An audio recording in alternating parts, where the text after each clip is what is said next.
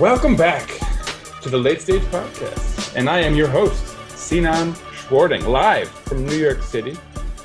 Co-hosting today, Pamuk. Okay, no, he's not. Take it back. It's great to be back. Episode 2. Not exactly a giant feat, of course, but we're being consistent, coming in with a weekly podcast. Thrilled to be back. We have a fantastic episode this week. We've got guests all across the board talking about various subjects. First of all, this week, I need to start with a couple corrections. Last week, I mentioned my daughter goes to private school and then talked about something with public school. My daughter goes to public school, and that's why I can say that in public schools, they are not teaching critical race theory. My daughter goes there, and like I said, I had to teach her about some of the negative aspects of Christopher Columbus and things of that nature. So, that's a correction. Additionally, I cut off a bit when I was talking about my sort of ethos and my mission statement for the podcast. I talked about financial inequities, and I cut out, for some reason, a bit at the end about racial inequity, how I thought racism was one of the main crises of our times. And, homophobia, all the phobias, any phobia against another human being, is something that we're here on the Late Stage Podcast very opposed to. I think I can speak for all my guests as well. But so, just a couple corrections. I guess let me dive into the table of contents. So we're going to be talking about Africa first. We've got news coming out of South Africa of the death of an elder statesman. With a little asterisk on that. We are going to talk about Nigeria and a sort of scary case of a lack of transparency regarding the #EndSARS movement, which culminated in some, we'll talk about it when we get there, some bad news, we can say. Of course, then we're going to be talking about Asia, and I'm going to focus on the real estate crisis that's happening in China right now, just to sort of talk about the implications of it, what we might expect from it, even those of us who are not living in China, but how big of a crisis it is locally there and globally. And then we're going to talk about Saudi Arabia and something they're doing that's affecting the United States, and what's going to be in our top 5 kind of corporate media talking points this week is inflation in the United States. And Saudi Arabia is doing something, we could say, interesting as far as impacting prices of things here in the United States and around the world. I'm going to use that to segue into the United States, since that's sort of a half Asia, half US topic anyhow. And that's going to be where I have my first guest of the podcast. I have Matthew Miranda of the Jacobin Sports podcast, of Posting and Toasting, the Strickland, lots of great outlets, and many more, which you should definitely just check him out regarding. And I'll give you all of his info, where you can find him on Twitter. I'm having him on to talk about the latest kind of controversy out of the sports world that's impacting things in a political sense. And that is a number of celebrity athletes coming out against the vaccine, kind of. And it shouldn't overshadow the vast majority of them becoming vaccinated and playing without any hitches. But there are a few celebrities, vis-a-vis Aaron Rodgers and Kyrie Irving, who have sort of brought attention to the Anti-Vax movement. That's going to be sort of an important talking point. I have him on to talk about the dynamics of, the differences between the two cases and how they're being reacted to in the public and in the media and all that. It's a fascinating conversation. I have not edited it yet, and I do not know how I'm going to cut it down to fit this episode, but I'll figure it out. I think I will include the full episode Somehow I'm sort of, maybe I'll set up a Patreon thing so that I can have a place where people can go to hear extended cuts like that. I promise make it very affordable. Anyway.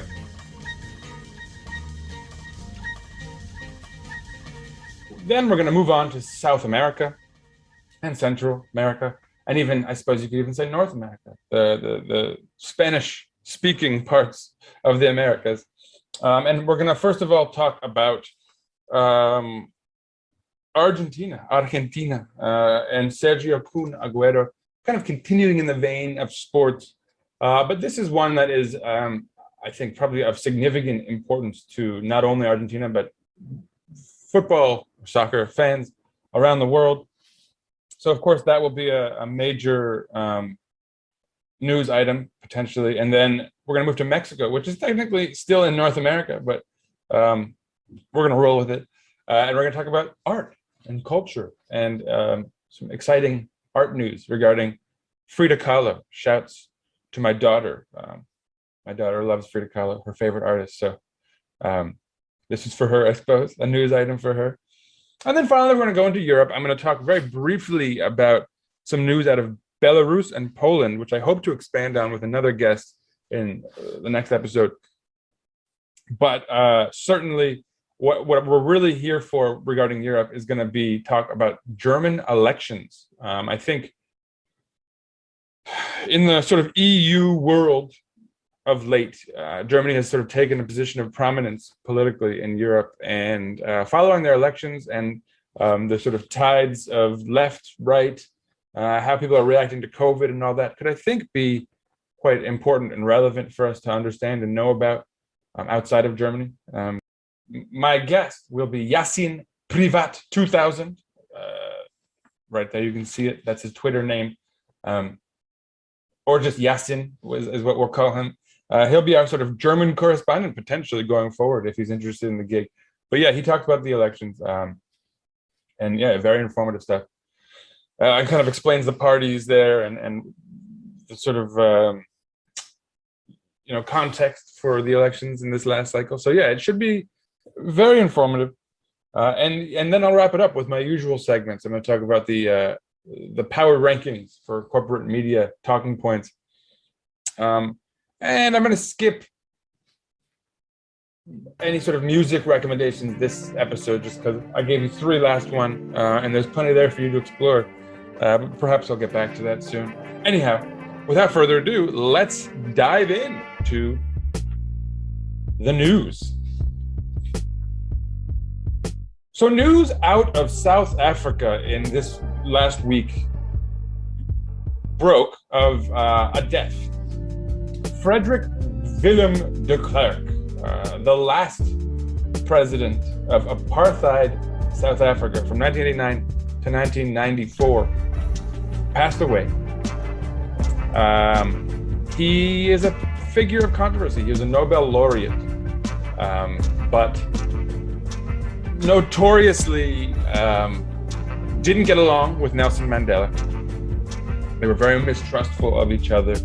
People have often argued that, kind of what you often hear about like Abraham Lincoln, that he wasn't necessarily a big fan of ending apartheid, but it was sort of politically advantageous.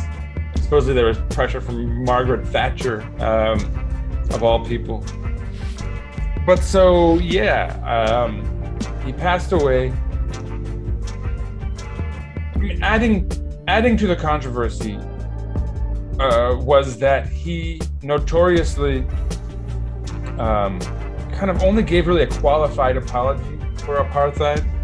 So, people felt like it wasn't very contrite. And on top of that, he never came out against human rights abuses by the state security forces. So, he supposedly was also very disliked by the far right in South Africa, as you can imagine, being associated with the end of apartheid. But yeah, he's passed away. Bye, dude, I suppose. And so, yeah, that's it out of South Africa. Moving to Nigeria with slightly worse news, I suppose we could all agree. Many will recall in Nigeria that in about 2017, a big movement sort of spread out across the internet called #EndSARS. It was a movement that got a lot of heat because celebrities from especially the hip hop world sort of glommed onto it. Especially, I'm thinking of like MCs like Chica and No Name, more politically active hip hop artists came out and brought attention to the issue. And what this was a movement against police violence in Nigeria. In particular, young people felt like they were being targeted by the police, kind of corrupt police force, if you will, and that they were using social media like as a way to, because they were being met with force by police in protesting on the streets. They brought a lot of that energy to the social media realm and brought a lot of celebrities to their cause by doing so. But it kind of left our psyche, I suppose, and it left the public eye, and many don't know how it ended up being resolved. In that regard, some bad news came out of Nigeria in this last week. Apparently, it was leaked. There was a leaked report by an inquiry panel which found that Nigerian armed forces murdered #EndSARS protesters in 2020. Supposedly in October 2020, by the Lekki toll gate in Nigeria. It's now been basically proven that protesters were murdered by Nigerian armed forces. The army has, from that time, denied having done so, and so this comes out as quite the controversy in Nigeria, as you can imagine, an example of sort of endemic corruption in the armed forces, and it probably kind of underlines what people were protesting at the time and why they were protesting. So again, good luck to the people of Nigeria who are involved in that movement, and solidarity. Moving on, we're here to talk a little bit now about Asia. First of all, big news, and I don't typically talk about economic news. That's not the type of news that gets a lot of people's interest, but this is a big news item in that it could truly impact the world. Anyone with a remote interest or knowledge in economics, or even politics, I suppose, will remember the subprime mortgage crisis. From 2007 to 2010, basically highly deregulated banks and financial service entities took advantage of a boost in mortgage credit by basically just dishing out homes to anybody who had a remote interest. And what ended up happening was a number of people defaulting, not being able to pay their mortgages as they started catching up to them, essentially to their finances. And it resulted in a giant economic crisis that lasted at least 3 years, and the lasting impact has been ongoing, right? A number of laws and regulations have been put into effect because of what occurred there. I mention this because in China right now, something similar looks to be happening on the horizon. A real estate crisis has led to what people are calling a quote-unquote liquidity squeeze. And since about late 2019, this has been a bigger and bigger news item. Essentially, Evergrande, which is a huge real estate magnate in China, has been sort of threatening, and not threatening, but sort of hinting that they're potentially defaulting on about $300 billion in debt, which has loomed over them and the Chinese economy ever since, basically. What has been happening in China is a similar sort of housing boom where people are just buying and building property and building homes on top of it. And what it's led to is about 30 million homes in China now unoccupied because they've overbuilt, and 100 million homes that were purchased but remain unoccupied. So just giant swaths, like entire kind of ghost towns where real estate has pumped money in and not been able to sell anything afterwards. So these giant investments are kind of not being, no returns are coming in on that, and an entire industry seems to be on the brink of going under. Now, the most recent news in this last week is a company named Kaisa, Kaisa, another giant real estate firm in China, threatening to go under as well, or more specifically, they've been suspended from trading after announcing unprecedented pressure on the company's finances. So things are looking bleak in China economically in regards to the real estate industry. Why this matters now? The subprime mortgage crisis, when it hit, it hit the whole world, and it impacted it. Like I said, it continues to impact it to this day. One would argue that China's economy doesn't quite have the sort of global reach that the United States' economy does, or so therefore it shouldn't have the same impact if their real estate industry goes down or gets really seriously hurt. On the flip side, apparently, supposedly 30% of China's economy is sort of mixed in with real estate, if not just fully the real estate industry, which means that the impact on the Chinese economy would be potentially far larger than the impact that the subprime mortgage crisis had on the United States economy, and then in turn the global economy. So whether that balances it out and means that this could have the same impact as the subprime mortgage crisis did globally remains to be seen, but it's something that one should be weary of. Apparently, this is an actual crisis, and one of the scope that it could be worth knowing about, even if you're not big on economics or whatever it is that one would have to be. And additionally, while we're talking about Asian economics, Japanese export growth continues to slide, which is shocking news to me because I've been trying to get a PS5 for my nephew for I don't know how many months. So it strikes me that they should do better at getting their products out. It took me a long time to get a Nintendo Switch for my daughter as well. So, I don't know what the correlation there is necessarily, but anyway, they're struggling.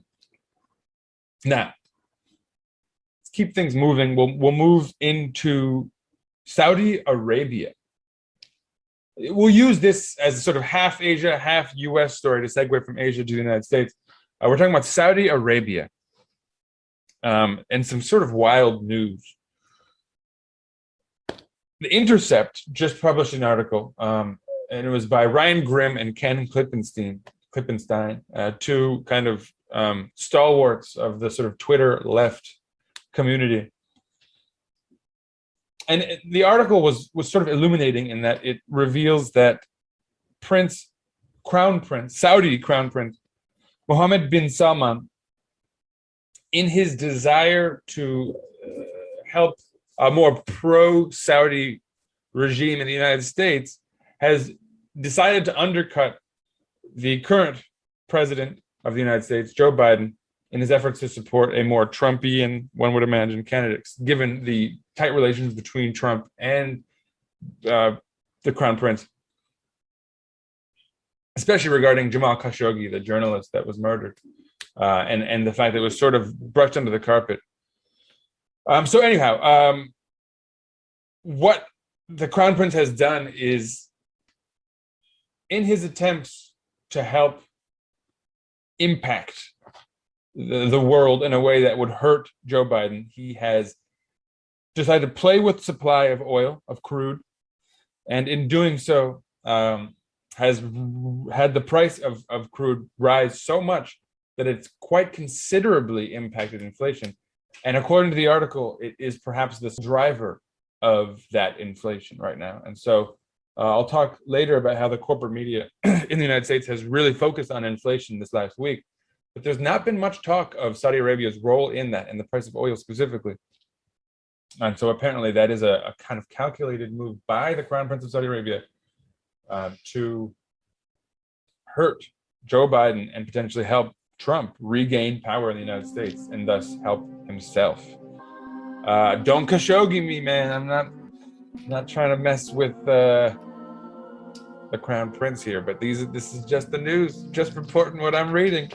Anyway, while on the topic of the United States, because this is sort of, again, it was a half Asia, half North America story there, let's move on, of course, to my main topic of this episode. And so, COVID. Dun, dun, dun. It's back in the news in Europe, where the numbers are rising again. It's left the news here in the United States for the most part, as all this other crazy news has hit the press. Tons of crazy trials. Again, I'll talk about in the sort of power rankings of the corporate media here. But what we can definitively say is that the real story that's been in the news regarding coronavirus or the COVID pandemic lately has been certain characters in the sports world, athletes, weighing in on the vaccine rather. And Kyrie Irving a few months ago was the first to do so. Kyrie Irving, a very famous basketball player who has taken a number of controversial political stances, some that leave you scratching your head, others that are fairly inspiring. He supported Tahani Abushi for district attorney here in New York City, which would have been fantastic had she been voted in. Unfortunately, she lost. But so his latest stance has been to not get vaccinated and therefore not play this season. Importantly, it's not a rule by the NBA. The city of New York, specifically in the state, have mandates about vaccines in public spaces, in public gatherings. And so his not being vaccinated would have disallowed him being present in the Barclays Center, which is the Nets stadium or arena. So he couldn't play essentially half of the games in the stadium, not to mention other games where similar mandates are in effect, like in California, other teams in New York, the Knicks. But so because he was going to miss much of the season, the Nets decided to get rid of him. They didn't want to deal with that controversy. They wanted to be able to practice as a full team without any of these sort of, distractions, essentially. So they cut him. I mean, not cut. He's still on the salary. He'll be back whenever this mandate's lifted, when things resume to normalcy. But he's made it clear he's not getting vaccinated. They've made it clear they're not budging. So he's out for the season. And that was a big news item a few months ago. Much more recently, Aaron Rodgers, who's perhaps an even more famous figure in his sport, which is the NFL, American football, U.S. football, said he was immunized and led everyone to believe he'd been vaccinated for much of the season, attending these press scrums in close quarters with many reporters, under the premise that he didn't have a mask on because we all assumed, vaccinated. But it turns out when he said he was immunized, it meant that he was on some Joe Rogan kick, taking ivermectin and whatever it was that he'd been advised, not by doctors, but by Joe Rogan and friends. This is what he revealed on the Pat McAfee Show, a podcast and kind of YouTube show online. And so, yeah, that hit the news cycle. He had to miss a week because he caught coronavirus. So he was not just theoretically putting people in danger by letting them think he was vaccinated and less contagious and all that, but in fact, he caught COVID. And so he was probably contagious for a time and putting people in the media at risk. So his case should have been scrutinized much further than Kyrie Irving's. There was much more duplicitousness, much more lying outright, but it wasn't. And so with Matthew Miranda from, like I said, the Jacobin sports podcast, from the Strickland, from Posting and Toasting, from a number of places, fiction writing contests and the like, I have with me the fantastic Matthew Miranda to discuss this very issue, the sort of coverage of these two athletes and their unorthodox approach to the vaccine, and then the difference in their coverage and kind of what it says about the sports world at large. So yeah, without any further ado, I present to you Matthew Miranda. So with me today, and I'm very fortunate to have this gentleman with me as my first guest on the podcast. a legend on multiple fronts, especially for me personally as a Knicks fan, and unprofessionally, I'm wearing a Knicks jersey on, on air. But I had to do Looks it. good. It looks good, man. It's the night of a huge W, huge one, getting out of a slump. B, it's the day that this City Edition came out, and I'm super proud that I got it. Thanks. Shouts to my wife and daughter. And C, because I have with me one of the founding fathers of the Strickland, which is the place to be if you're a Knicks fan online, the meta mecca. The mecca's already claimed for us Knicks fans, but it's a mecca of sorts. The best place to get information about the Knicks, match reports, analysis after games, like off season. It's you guys are going. Matt, thank you for coming on the podcast. But I guess more importantly, before I even do this, I should mention probably your more relevant credentials, which is you're also a major part of the Jacobin sports podcast. I guess quickly, let's do that. Let's say a couple words about your podcast for people who don't know about it. So there's two podcasts now, because I've actually just joined Stacey Patton, who's also from the Strickland, will be doing a Knicks podcast for the Believe podcast network. So that will be starting in the next week or two. As far as Jacobin goes, we have been running the Jacobin sports show since January. So it started this year. It was the brainchild of Bhaskar Sankara, who's the editor of the Jacobin magazine and creator of it. It was basically an opportunity to do a couple things in a sports podcast. It's very important to us that we love sports, we enjoy sports, we want to have fun with sports, but also, if you remember years ago on ESPN, there was a show called Outside the Lines that Bob Lee hosted, and Outside the Lines was ESPN's kind of their serious, almost like a 60 minutes of a sports show where you could talk about the Athletic, but there's so much social significance, political significance, and so many reflections of things in our society that are easier to make apparent through sports, or to discuss in a way that doesn't happen in politics or other arenas. So we decided to make a show about that. I think sports media has definitely become more left-wing over the last 20 years, 15, 20 years, but maybe especially the last 5-10 years. But there's still, I live in an area where sports radio is all, national syndicated hosts, and they're very right-leaning. They're very old world in terms of, the perspective that almost like the athletes are property of if not the fans, then certainly the owners. And we just wanted to bring, let's be intelligent about sports, and let's have fun and have the kind of conversations we'd like to have. And we've been able to have really good luck with guests. We've had Chris Herring on, who covers the NBA now for Sports Illustrated. We've had Dan Devine from The Ringer and Haley O'Shaughnessy.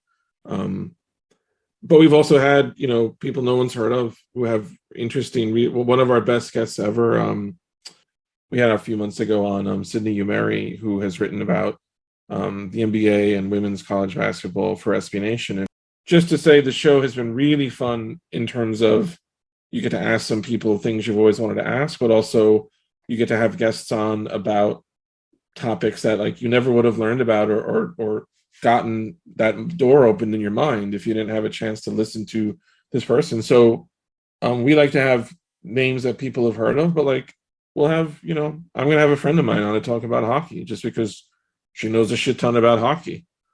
That's cool. And you want to democratize, in the best way. The best thing that you can get from this media is to try to democratize shit and to try to get voices involved that we all know that there's people on TV that are not as interesting talking about sports as your friend is. But if that person's father was a play-by-play announcer and your friend's father was a first-generation immigrant who didn't have the credentials in this country. Like, you know what I mean? Like, exactly. Yeah. No, exactly. so It's all what's the word I'm looking for? Where it's like inherited rather than earned. yeah, it's not a meritocracy, and you want Yeah, to it's get not a meritocracy. That's right. Yeah. It's funny, like the internet, generally speaking, is something that I've been pessimistic about over the years. Like back in the day, I was like, yeah, oh, it's yeah, gonna, democratize everything, and we're all gonna like be making art and writing and sharing ideas. And then like, the Nazis showed up again somehow. yeah. I But mean, like I on don't the know how other hand, much political democracy works, but I like sports democracy, or at well, and that's least, what I was gonna say. No, you know, that's what's so nice is that you see kind of what you'd hope for with the internet actually happening in sports media to yeah, the yeah, yeah, extent that it is actually democratizing. And like growing up, it was such a almost a far right layer of journalism, right? The absolutely. talk shows were all laced with racism and sexism and kind of just not really like you can't even really imagine being a parent these days and wanting your kid to be in the car while you listen to it, right? Like Nope. but so there has been progress, and I think a lot of that has been spurned by the sort of voices that the internet has given Yeah. some credo to, right? So no, Mhm. I like that a lot, and so yeah, folks, check out this fella's podcast over here, and obviously I'll put all the info Yeah. in the in the podcast info ourselves. But so now we have to talk about our topic here, and so on this podcast, I like to focus on news stories are not talked about so much. So this is a little different, but it's more for folks who aren't in the United States, who aren't really aware of where these voices of sort of anti-vax sentiment are coming from, and how people of that profile could be a part of all that. So yeah, I hand you the mic. So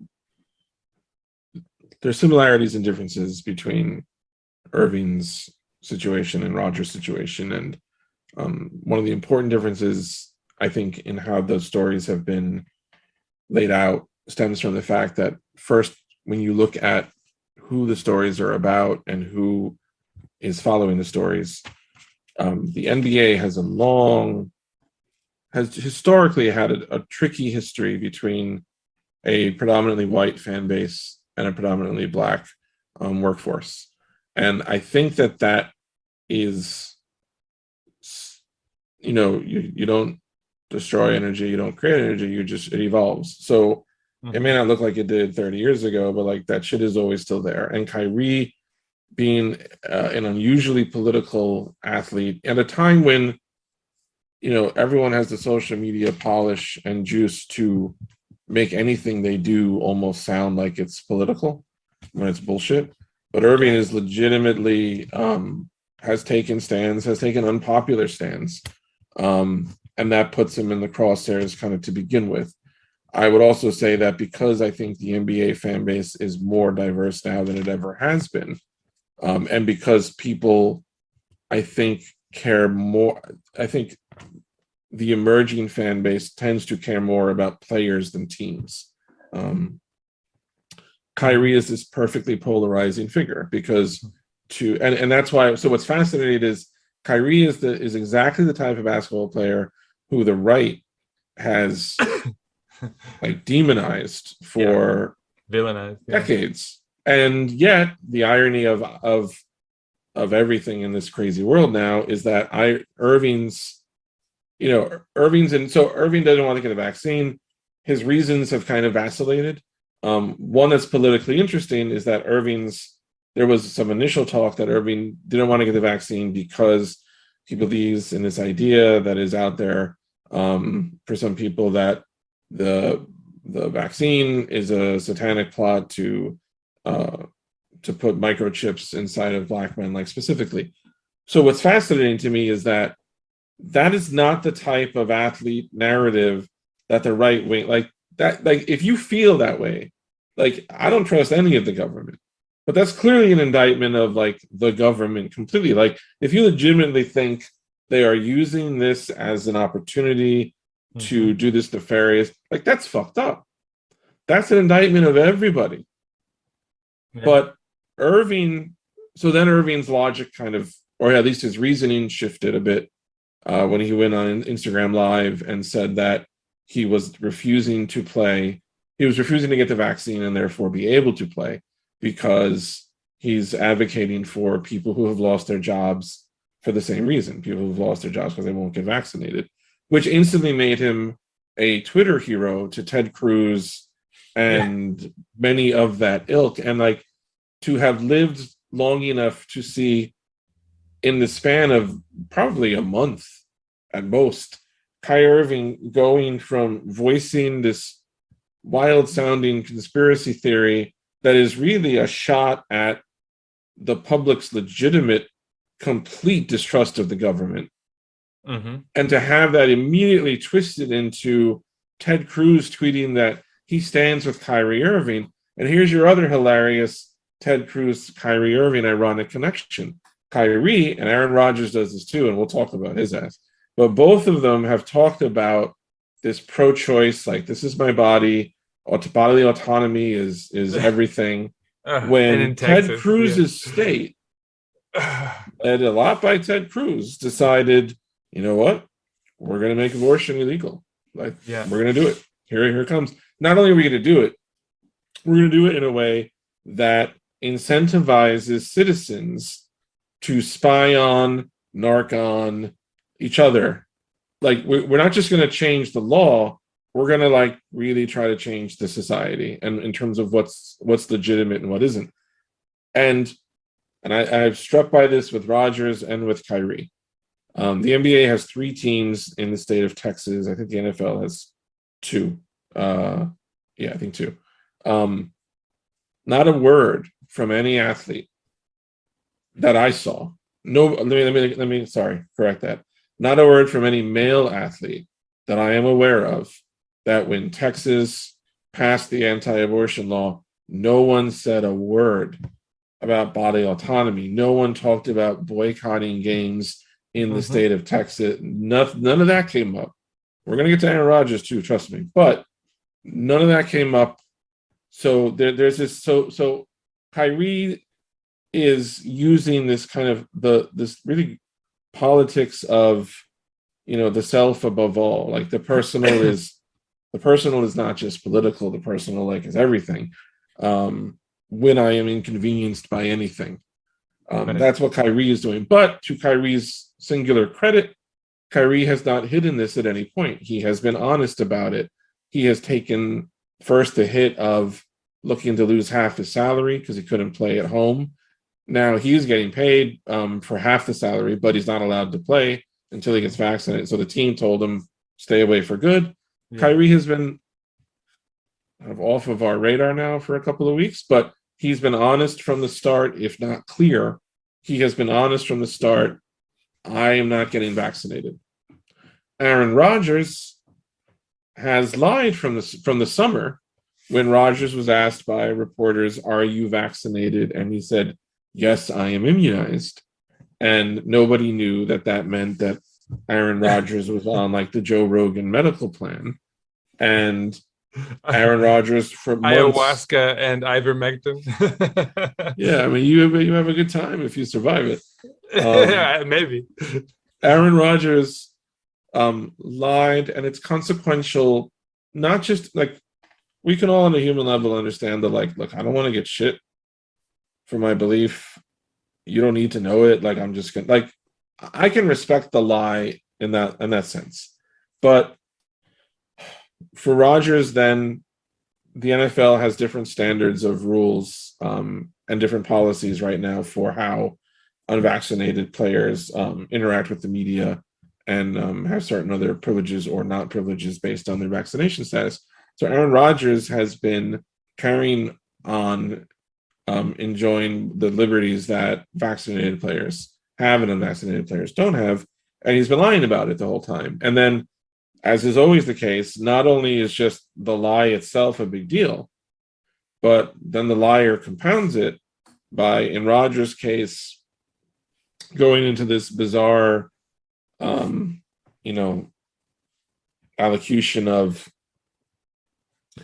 misinformation. I understand some people may have I may have misled some people, and if you feel I did, then I'm sorry. Like this non-apology apology. Right. So the biggest difference between Rodgers and Kyrie, I think, has been, at least in terms of their narrative, is that Kyrie has been nothing but honest, though not clear. And I think Rodgers has been nothing but deceptive and not clear. Yeah. That's a good summation, I would say, for sure. Yeah, and I mean, I guess underlying all of that, and the difference, obviously, sort of institutionally versus how they were treated, is relative to which state one of them plays in versus the other. So that's not necessarily like a one league punished, the other one didn't, or really like neither league really was too assertive in that sense. It was the city of New York, but I would still sort of Kyrie Irving was under so much scrutiny, and has there's been so much talk of him like hurting his teammates, putting them in danger, and not sacrificing for this. Like, and I haven't heard a lot of that with the Aaron Rodgers stuff. He came back this week, and like I heard them talking about how he claimed he felt misty. I don't even really know what that means, but I saw that. Yeah, what like how do you account for that? I mean, obviously, like the knee-jerk response is like racism, right? Like that's probably what underlies most of this stuff. But like, could you dig a little deeper into that? You think is there more to it? I mean, I think the racist part of it is significant. Like when we said earlier, you can't. Racism doesn't go away; it evolves, and the conversations that give you those tells evolve. And Aaron Rodgers, like he has that privilege, and again, I think in part because of his skin color, because he has up till now only really existed, like class matters too, and Aaron Rodgers is in the class that pitches lifestyles to people, and that is a very elite protected class. Kyrie doesn't sell shit like Aaron Rodgers does. Kyrie could. If you took, I would say, top 5 personalities, not skill, but combination of like great players with marketable personality, Aaron Rodgers is a top 5 NFL. And just in terms of needle moving personality, whether it's game or words and actions, Kyrie Irving is top 5 NBA. I mean, I don't know if you remember, sorry to interrupt, but Kyrie had that sort of ad campaign briefly where he was the grandpa. Remember, he would show up on the court as a grandpa. Uncle Drew. Like ball, yeah. Drew, but that faded out. And I think as he became more politically minded, I think he probably had it, like that's probably a stance he's taken, right? Like, against commercialization, whatever. I mean, and it's funny, like my personal trajectory with Kyrie Irving went from like the flat earth stuff. I was skeptical. I thought maybe he was playing some sort of like like situationalist game with the media or something, where he was just catching them off guard or whatever. But then slowly, like I remember being floored. I'm not a fan of the Brooklyn Nets. I don't want to support anything about them. I don't like how they sort of hijacked that summer's plan and all that stuff. But I remember seeing him go straight to Tahani Abushi, post a huge playoff win for them, I think, and shaking her hand and being floored myself, like, wow, that's my candidate who very few people are really getting behind. And so suddenly, like, his politics started to come into, bigger frame. And I was like, wow, this guy might be up to more than meets the eye, right? He's not just some sort of a joker, but obviously, I'm not a big fan of this whole vaccine thing. I mean, anytime you're doing something like for the workers, for the working class, like I want to get behind that. And so I think, like the philosophy behind it is there's nothing inherently wrong with. I would argue. I would suggest maybe that like there's a better way to go about this than like not playing basketball. But I think there is a flaw there that is significant. And I think something really early in our conversation, like, had reminded me of that too. Okay, again, there's that irony, like how we're in such a strange moment in our reality that Kyrie Irving and Ted Cruz can somehow intersect. Like, and so along those lines, Kyrie, I think class matters a lot, and I think no matter how well-intentioned Kyrie Irving's sensibilities may be, how to say this, like, there's something very ironic about Kyrie Irving saying that he's doing this to support workers because, and I was thinking about this early on, like when you mentioned, like we're talking about two athletes who are in the spotlight anti this vaccine, when like as most data shows about 90% of athletes are reportedly vaccinated. That's so important. Yeah. And there's this is so there's something interesting to me about this, and certainly it goes back to 2016 at least. Donald Trump lost 2 elections. There is always, while he was in office, since he lost, since then, the Times especially has like a whole section now every day devoted to what a Trump voter thinks about something that 80% of the country is like fine with or whatever. Yeah. There's this sudden, really strange impulse, and it's not an accident in this country, and it's not an accident that it's happening, particularly with this isn't about race, but about class and about wealth and about, living in a time when the real capital G, capital word Gilded Age, like is happening. And you're seeing more and more, going back to WTO protests in the late 90s and then Occupy, stuff 10 years later and all this other shit, and Bernie Sanders' rise over the last couple of elections. You're seeing like class shit is coming, and COVID has just made it even more exacerbated. The richer are getting even more fabulously richer, and other people can't function. Things are worse than they've ever been.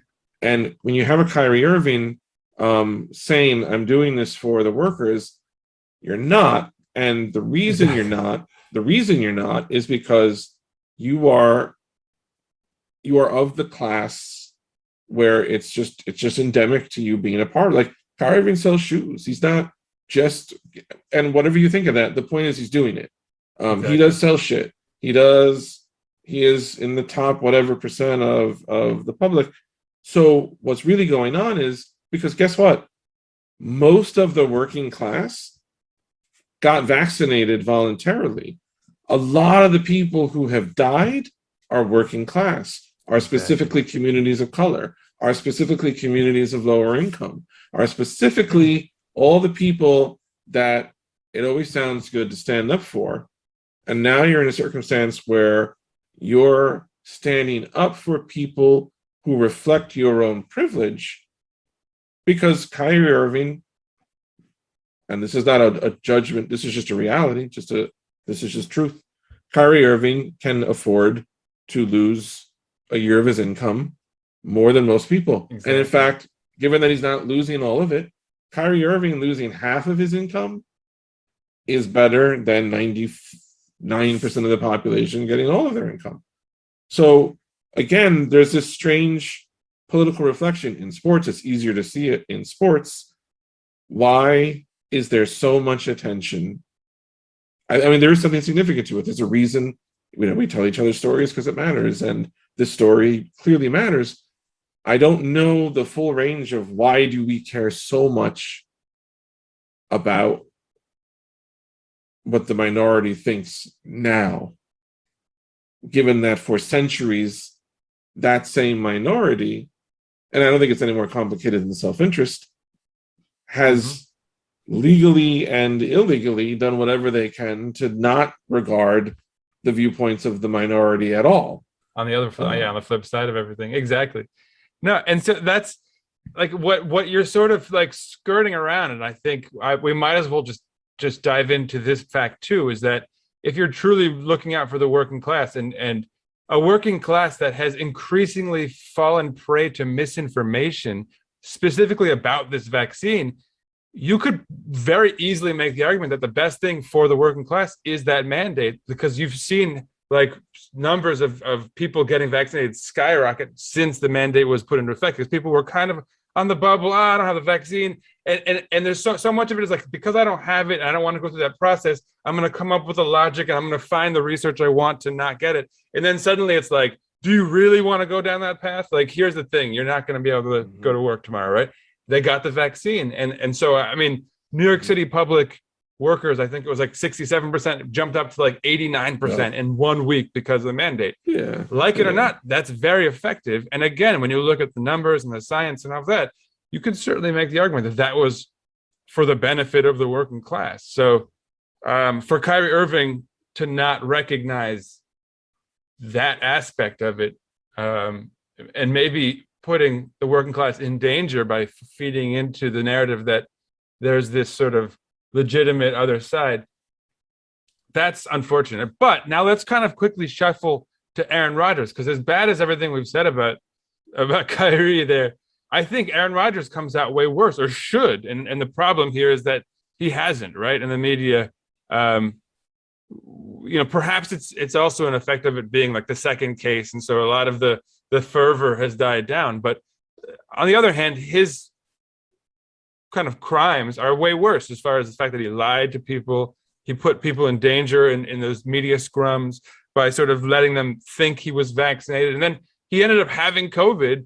And I'm sure he was a part of, because of that sort of period where you're contagious before you're showing symptoms. I'm sure he put people in real harm's way. So, I mean, beyond the fact that, we've kind of highlighted what's kind of why that the disparity in coverage is there, like, what more can we do, as sports fans, as media consumers? Like, how do we hold someone like Aaron Rodgers to account when the mainstream media is maybe kind of choosing not to? Well, we don't need to, because Aaron Rodgers said on the Pat McAfee show that he took full responsibility. So, okay, it's all taken care of. We'll take his word for it. Yeah, yeah. I think what there was a scene once in The Walking Dead where it's many years ago, so I'm not spoiling this for anybody. No, there's a scene where at the end of one episode, the character of Glenn, if you know Glenn was like very beloved, and Glenn basically is trapped under a dumpster. He's under a dumpster, and there are like 100 zombies around the dumpster, and there's no people, and he's stuck under the dumpster, and like as he's under it, you see zombies like, they found him down there, and like you're upset because there's no way that this character is going to survive, and then the next episode comes along, and I can't remember how they did it, but like Glenn was suddenly like safe and out of it, and it was like really cheap, like it was super cheap and unearned. And I remember complaining to a friend of mine, and we're like kind of going back and forth, and then at one point it hit me that like, I'm watching a show about a zombie apocalypse. Like, why am I hung up on this thing not being like all the way authentic? Right. So I think the NFL does that kind of shit, like in a similar sense, where like, and it's why the Rodgers story doesn't faze the NFL. Like, right. Think of everything that you accept ethically from the NFL. Where does this rank? Yeah, exactly. That's a great. See, I think that's probably where we leave it. I think it's always good to leave it with the undead. Always good. Exactly. Yeah. Well, yeah. And plus, that basketball's better than football. Sorry, just it's out there. It's science now. It's science. Well, and to answer my own question, as far as like what you can do as a sports fan, I'm gonna speak for this humble gentleman over here. Find your local. You don't have to just read ESPN or consume the posts. The back page of the post. Find the guys like these folks over at the Strickland. Find people who are committed to reporting on their favorite teams. The kind of the old school way, right? Like, just pull up your sleeves and you guys are just diving in and covering every aspect of it. Fan support all around, like fans of the team coming together. I mean, I think that's kind of an answer for what we can do is find alternative streams of information and support the little guy, right? There's never been a better time if you are a fan who enjoys, just reading about your team. There's never been more good writing about your team out there than there is right now. Yeah. That's the perfect place to leave off, I suppose. Except perhaps, let's go Knicks. It does look nice. It does look nice. Thank you so much, Matthew. Thank you so much for coming on. Quickly plug yourself. Where do people find you? I mean, obviously I'll put your info, but you might as well, and like any project you're working on. Yeah, so I am writing right now at Posting and Toasting about the Knicks. I also write about them at The Strickland, which is thestrick.land. I write features for Jacobin, sometimes the magazine or the website, and Jacobin Sports. You can find us at Jacobin Sports on Twitter. We have pages on Spotify, on Apple. Check out the pod. Projects I'm working on. Yes, right now at Posting, we are running a most loved Nick ever tournament with an asterisk next to the word ever because they don't pay me enough to do all time. So I went back to the early 80s. I loved it. That was a great exercise, especially for those of us who are, old enough to have seen some of those folks. I loved. Even I remember voting against Xavier McDaniel, I think, and feeling kind of bad. That was the closest one. Him and Mitch were 50-50. Like, yeah, the 90s Knicks did very well. I went for Mitch just because, we got to re-sign that dude. But anyway, sorry, we're way off topic here. Thank you so much, Matthew. Thank you for having me, man. I had a lot of fun. Just fantastic stuff from Matthew Miranda. It was so hard to edit that down. And so, yeah, like I said, you can find the full interview on if you subscribe to my Patreon, you'll get access to that in a special longer format interview. It's just the interview, very little of my sort of intro outro stuff. But yeah, find that there. But yeah, I think I caught the most relevant parts for our conversation here, and it was just an honor to have Matthew on my podcast as my very first guest, no less. And I look forward to more interviews in the future with him. And of course, in my next episode, I'll have another great guest as well. Anyway, let's move on. Keep it going. We're going to move to Central and South America, a little bit of North America, in fact, this time, although the Spanish-speaking parts of it. So first of all, we're going to talk about in the vein of sports, since we were just with a sort of sports journalist celebrity of sorts, we're going to talk about a bit of a tragedy. For anyone who knows about football or soccer, a legend of the sport, vis-a-vis Sergio Aguero, who made his name with Manchester City, has recently been purchased by Barcelona and was set to be a star there, has come down with a really major knee injury, and it's looking like his career might be finished, is the latest news. And you might be wondering why that's news here, because it is a significant cultural thing. He's a legendary, maybe top 10 striker in history, striker being the attacking position, the players who score goals. It's a legendary figure whose career has been cut short by an injury that's just tragic.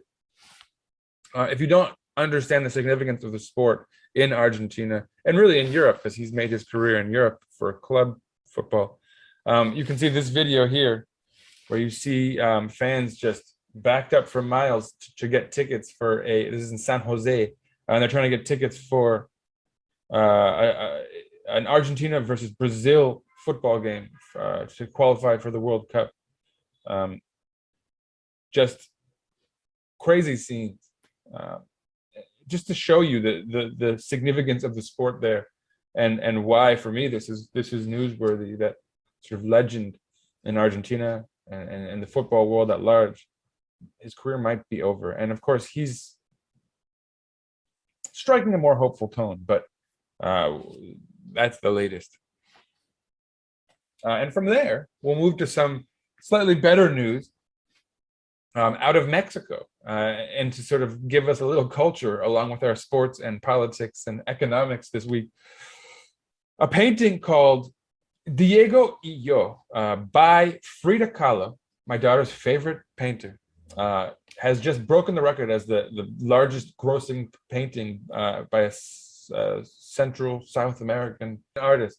Her painting sold at Sotheby's auction house here in New York City for $39.4 million. So, although she's passed, shouts to Frida Kahlo, still making news. And yeah, her paintings are beautiful. It's a great painting. You can see it here. Just great. Now, moving swiftly along, this is a long episode, to Europe quickly. As I promised, we're not going to skip continents, except for Oceania. Sorry, folks. You guys, we'll deal with you guys eventually, I promise.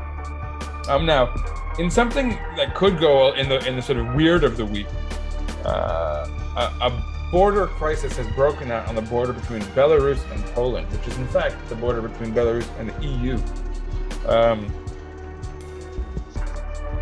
I don't want to speculate much. I'm going to have a guest on next week from Poland who's going to give me more of a local perspective on what's happening there. But what's happening on the superficial side is apparently Belarus is ramming the border intentionally with immigrants with the intention of creating a crisis for political reasons. I'll get into it next week with the guest from Poland who's going to give us more information on it. But if you don't believe the news that Belarus would possibly be doing this, I guess the news item for this week is apparently Dubai has prevented, they're now not allowing Iraqis to fly to Belarus, which would, I suppose, back the claim of Poles and the EU that Belarus is creating this crisis. So that's a wild story coming out of Europe. And we're going to get more out of locals next week to tell us more about that, because I think that sounds important.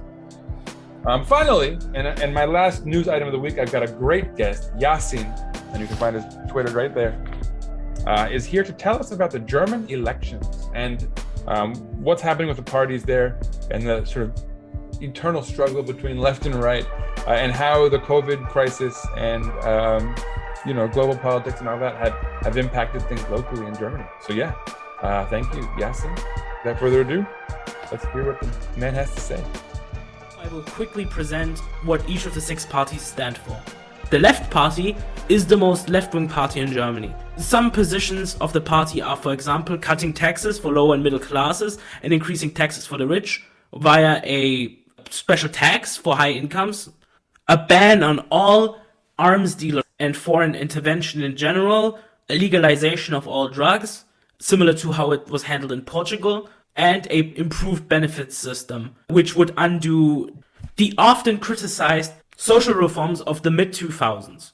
The Left Party in Germany is a general pool of all sorts of different left-wing thought. You have everything ranging from social democrats, who for many different reasons aren't a part of the Social Democratic Party, to Marxist-Leninists. You have a very wide range of different leftist thought within the party. But I would say generally the party is a social democratic one with slightly more radical leanings than a current-day social democratic party would have. The Social Democratic Party of Germany is one of the traditional 2 big parties and the oldest party currently sitting in parliament. Some of the proposals made by the SPD include to make Germany CO2 neutral by 2045, to improve digital as well as public transporting infrastructure, a rise of the minimum wage from now €9.50 to €12 an hour, as well as a universal public health insurance, which would include people who are currently excluded from our public insurance. The SPD is very comparable to a party like the Labour Party in Great Britain and other various social democratic parties all around Europe. The Green Party is a eco-liberal, socially progressive party, so they have a lot of green proposals, but they're not necessarily critical of capitalism, instead trying to reach a solution to our current climate crisis within the system. Some of their proposals include a complete phase-out of coal energy by the year 2030, a higher minimum wage of 12 euros an hour, so the same as the SPD, rent control, and a new law for better treatment of transgender people. The Green Party enjoys a lot of popularity amongst younger people because of their image as being a green-friendly party. Next up, we have the FDP, the Free Democratic Party, which is our liberal party, although in Germany, what we call liberalism would be closer to what Americans would call libertarianism, although not quite as extreme as, for example, American libertarians are. But they also follow the libertarian mantras of small government, low taxes, deregulation, privatization, and a constant will to find solutions within private institutions instead of state solutions. The idea that the best ideas will find a way in the free market. Something that German liberals love is the classic image of America as a place where everyone can have a successful company in their garage. The traditional American dream, which will probably be well known to our American listeners. A good reason why the liberals are so successful currently after having a long time where they weren't quite as successful is their current leader, Christian Lindner, who is very popular with Germans because he's very charismatic and a good talker. Even I, as someone who rarely agrees with him, will concede that he's very good at making his arguments. Next up, I'm going to talk about the traditionally biggest party in Germany, which actually consists of two parties, because one is the Christian Democratic Union, which is in 15 of the 16 states in Germany, and the Christian Social Union, which is only in Bavaria. So Bavaria essentially has its own party at state level, which can often lead to Bavaria having an extra presence in the national discourse. But both parties usually tend to work together as one. And they're also in parliament one faction as the Union. The CDU, CSU, or as I'm going to call them, the Union, because it's easier to say, tended to be a big tent party for the last 16 years under Angela Merkel. Very moderate socially, not quite as Christian or conservative, whilst economically being very much neoliberal, very concerned about not creating any new debt, keeping inflation low, helping various industries, such as the auto industry, which is very important in Germany as an employer. The Union, especially under Angela Merkel, tended to be very much reactive to the situation and not proactive. Not really looking into setting impulses and making new policy as much as just trying to make policy on the back foot depending on what was needed. But now that Angela Merkel has stepped down, I'd expect the CDU to become a lot more conservative, similar to the Bavarian-only CSU, which is already more conservative than its statewide sister party. General things that the CDU-CSU wants is more government surveillance online for safety reasons, not create any debt. They are against legalizing marijuana. They are for Europe generally, and pretty much for the status quo, all in all. Now last, and certainly least, the most controversial and the youngest party in Germany, the Alternative for Germany, short AfD, a party which was founded in 2013 as a slightly to the right of the Union party that is anti-Euro and wanted to bring back the German mark, which was the currency before the Euro. Since then, the party has majorly slid to the right, where it now can be considered pretty fascistic, all in all, especially in East Germany, where due to the economic catastrophe that has happened in East Germany, which is far too complicated to talk about now, but that has, as an effect, driven a lot of people out of the region and a lot of Nazis into the region, so East Germany tends to vote a lot more extreme than the West would. Some of the proposed policy of the AfD include defunding the public media, all in all, and privatizing it, prioritizing STEM fields over social sciences. They want strict immigration control and a ban on all refugees, with strict border walls, with guards, etc. General skepsis towards fighting climate change or the current COVID-19 pandemic. They are anti-vax, for example, and generally they are very Trumpian outside of the economic populism, because in terms of the economic policy, they are very, very much pro-market, etc. But as dangerous as their policies are, their rhetoric is probably currently just as dangerous, with constant provocations towards the far right, always causing a lot of heated debate surrounding the party. For example, a former leader of the party contemplated having asylum seekers shot at the border if necessary. There were posters with smiling children with the caption "Islam-free schools." There was also a poster with a pig that said "Islam is not compatible with the German cuisine." Stuff like that. The AfD tends to be pushing the envelope when it comes to being absolutely horrible. So after presenting all of the major parties, let me quickly talk about the events that have led to the current result. At the start of the year, the Conservatives were having a huge lead of roughly 10% over the Greens, with the Social Democrats in a distant third, and then the other three parties around 10%. Then something happened with the Left Party. As it often happens, there was another rift within the party, which would be one of many reasons why the Left Party would drop significantly before the election. The Union then made the biggest possible mistake they could have done.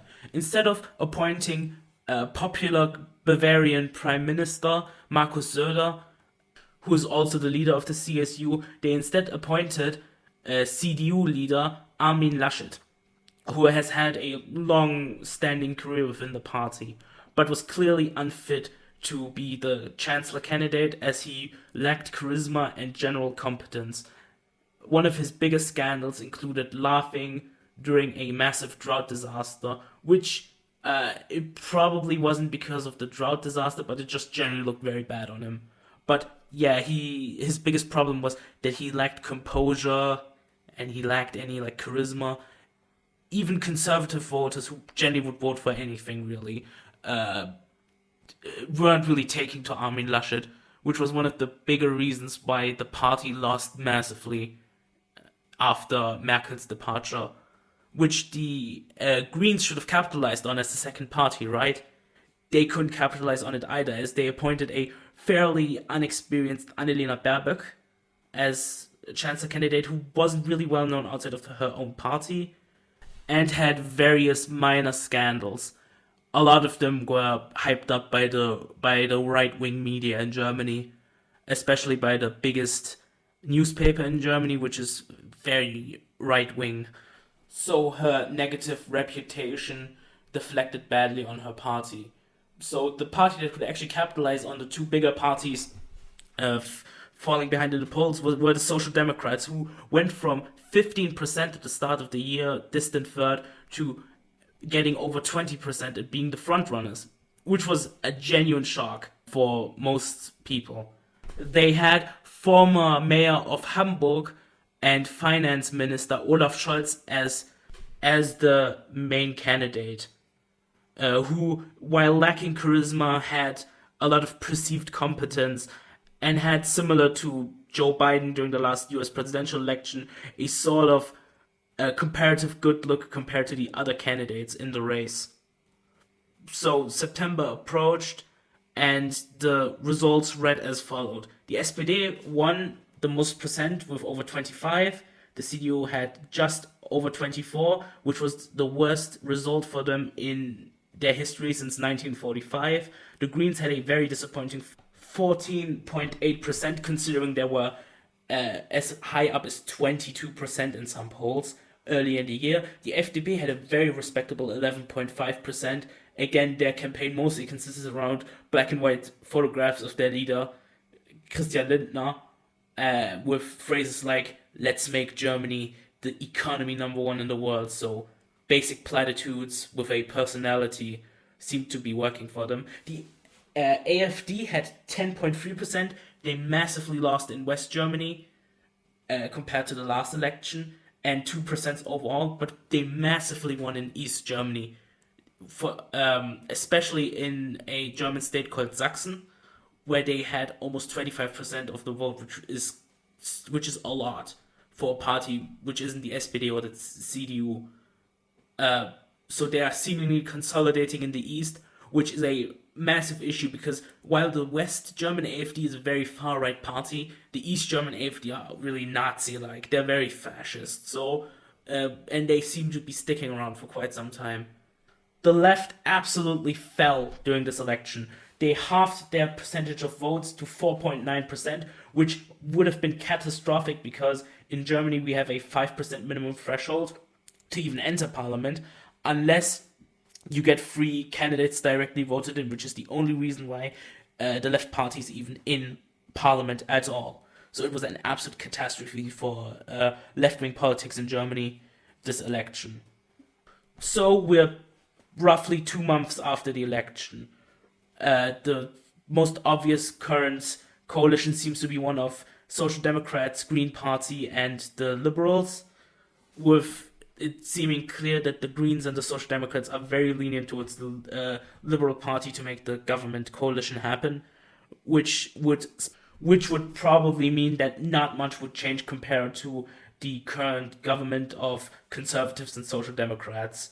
So anyways, this was my way too long ramble about the German elections. Hopefully you got a little bit of an insight into German politics, and if I want to and Sinan wants to, I can make something else happen in a future episode of this little podcast. Bye for now.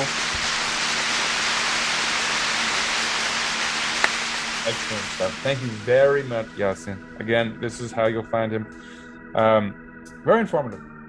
Thank you for telling us about that, and I hope you'll be back to give us more news on Germany whenever that time may arrive. Our official late-stage correspondent, Yasin.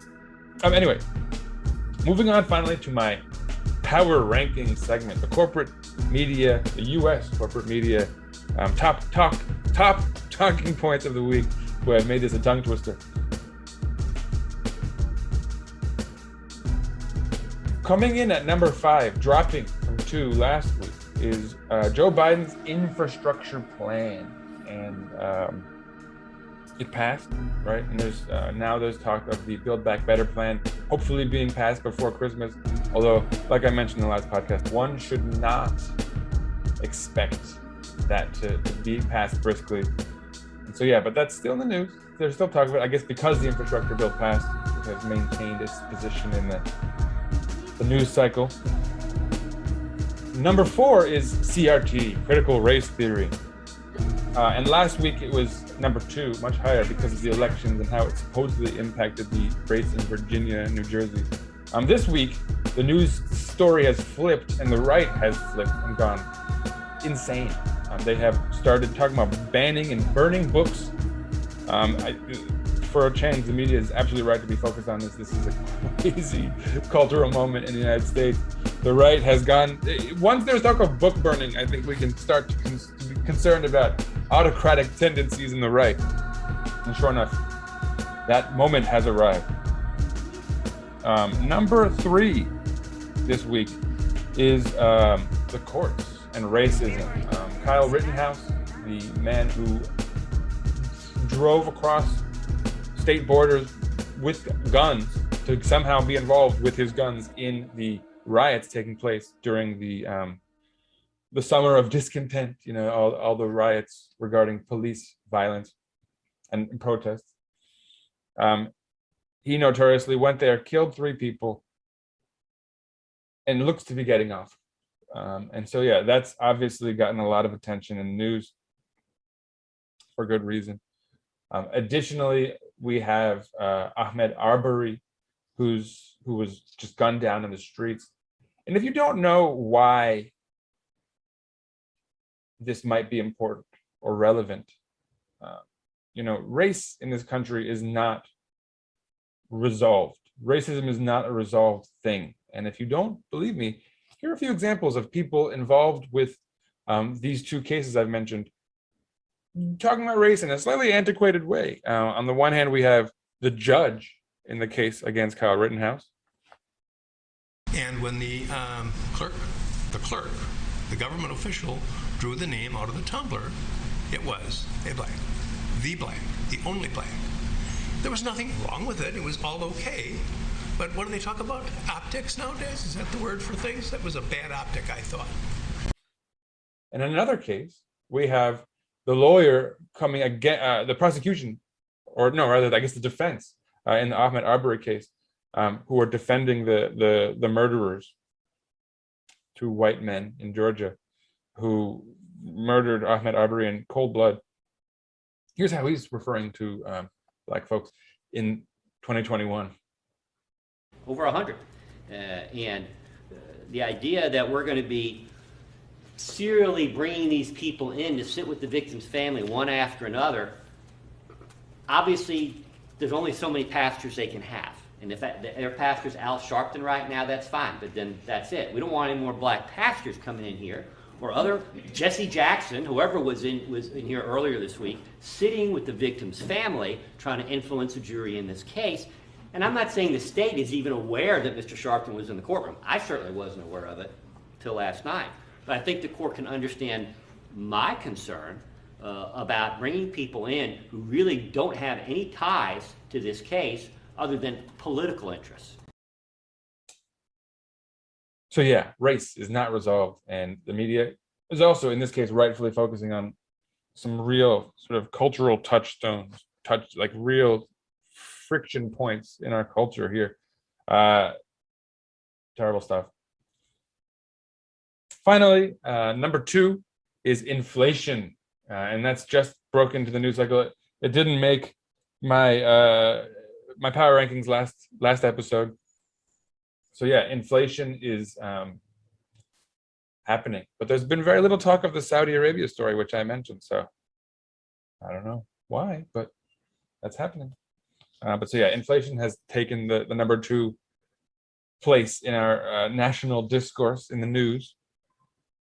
And then finally, Trump, number 1 this week. And again, actually, for good reason, perhaps. Last week he was number 3, so he's moved up in the power rankings.